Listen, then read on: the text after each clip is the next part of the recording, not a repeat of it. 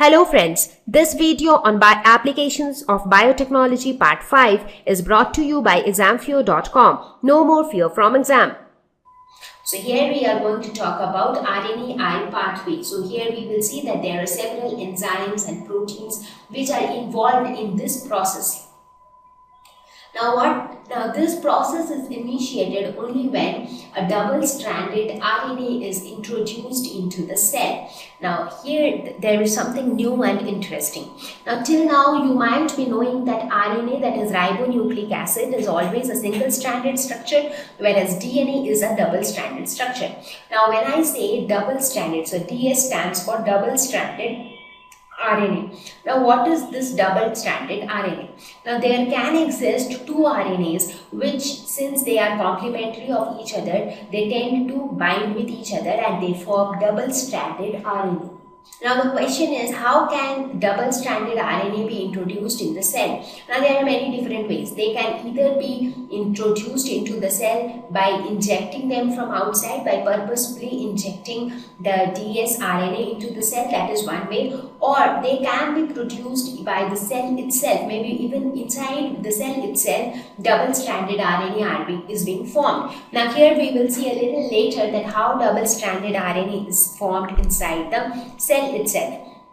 So depending on whether it is being created within the cell itself or it is being supplied from outside, but the thing is, whenever this double-stranded RNA enters into the cell, only then the process of RNA interference pathway can start. Now what happens is, so here you can see this is not a DNA, this is a double-stranded RNA. So if you see, each strand is for one RNA. Now there is an enzyme called dicer, and this enzyme cleaves dsRNA in middle of polynucleotide chain. So here you can see the enzyme dicer. So this dicer will act as, this enzyme actually belongs to the family of RNA polymerase 3.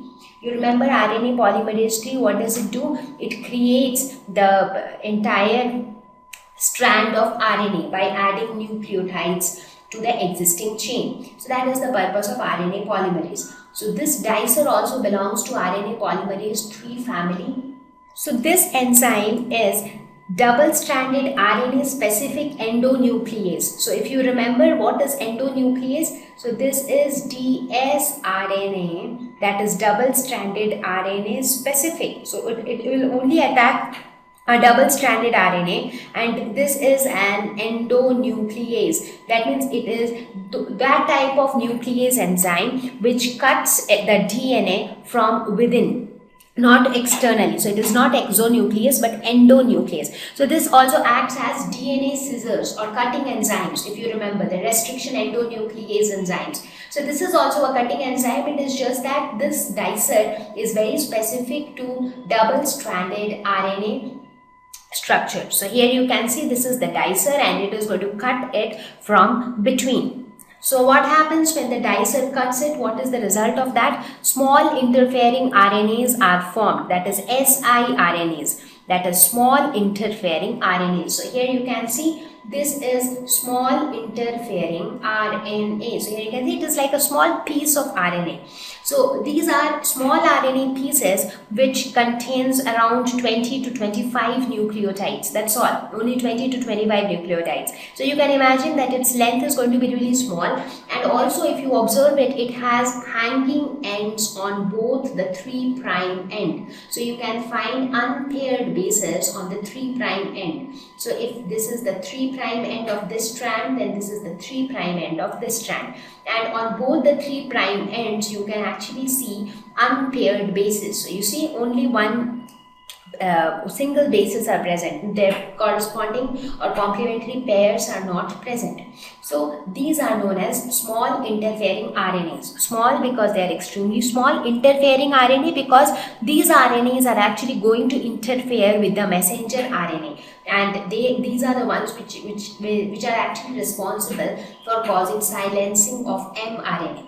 So now what is going to be the next step? So we have small interfering RNA. Now this small interfering RNA can form RISC. What is RISC? It is a complex which is formed when this small interfering RNA combine with other protein structures. So it forms RNA induced silencing complex. So RNA induced silencing complex. So this is RISC. So here you can see this is the structure, that is small interfering RNA. This will combine with other protein structures, as you can see here. So this entire complex that is formed is known as RISC.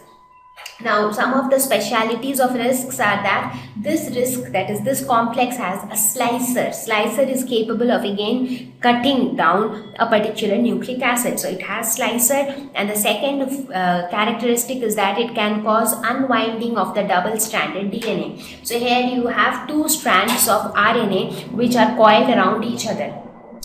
So this complex has the ability to unwind the two strands. So it can actually separate the two strands of RNA and create two single-stranded RNA structure. So these capabilities are present within the complex RISC. So what will happen as a result of this? Single-stranded siRNA coupled to RISC then binds to the complementary messenger RNA. So here if you see, this is this complex RISC, but now RISC has a slicer and it can also separate the two strands of RNA. So here you can see these are the two strands of RNA which are separated from this double-stranded RNA structure. Now the two strands will separate from each other. So what will be left with? We will be left with just single strand of RNA which is coupled to RISC, that is the entire complex RNA induced silencing complex is present, but instead of two strands of RNA, only one strand of RNA is present, and this complex will then bind to the complementary mRNA. So here the orange colored structure which you see, that is the mRNA, that is the target mRNA rather. So this one is the target mRNA. So this RISC complex with one single strand of RNA will then bind to this target mRNA. Now what will happen when it binds to the target mRNA? So now what happens? Now as soon as this entire complex binds to this target mRNA, now the target mRNA gets cleaved. Why does it cleave? That's because of the slicer. As I said before also, that in the complex RISC we have a slicer, and this slicer is capable of causing cleavage to an existing strand. So the same thing happens here. As soon as it binds to the mRNA, the slicer slices it, that is cleaves it. So what do we get? We get two different parts of, or we get slices of mRNA. Now what happens to this cleaved mRNA? Now this cleaved mRNA is then recognized by the cell as aberrant, and thus they are destroyed. So some of them are destroyed because the cell feels that they are aberrant, whereas some of the mRNAs can also act as template for DNA, for RNA polymerase. So this single-stranded RNA can act as template for RNA polymerase, and then RNA polymerase can create a complementary strand and give rise to the formation of double-stranded DNA. And this double-stranded DNA again can act as a substrate for the enzyme dicer, and this process can continue over and again. So here by the end of this RNAi pathway, we get slices of mRNA. So some of these slices get destroyed by the cell, whereas some of the slices can act as the substrate for RNA polymerase, which can thus form double-stranded RNA, and this double-stranded RNA can actually help the process to continue over and again. So from this, what do we learn? We learn that this mRNA, the target mRNA which we were talking about, this target mRNA's job was to synthesize proteins. But now since the target mRNA, a part of mRNA got cut, that is they got sliced, and some part got destroyed, some part gave rise to the formation of double-stranded RNA. So the protein synthesis was prevented, or we can say that the process of translation for that particular part of mRNA was prevented. That is why it is called RNA interference pathway, because here the system is such that a portion of RNA will be prevented from synthesizing proteins, and that is how translation is prevented or gene expression is prevented.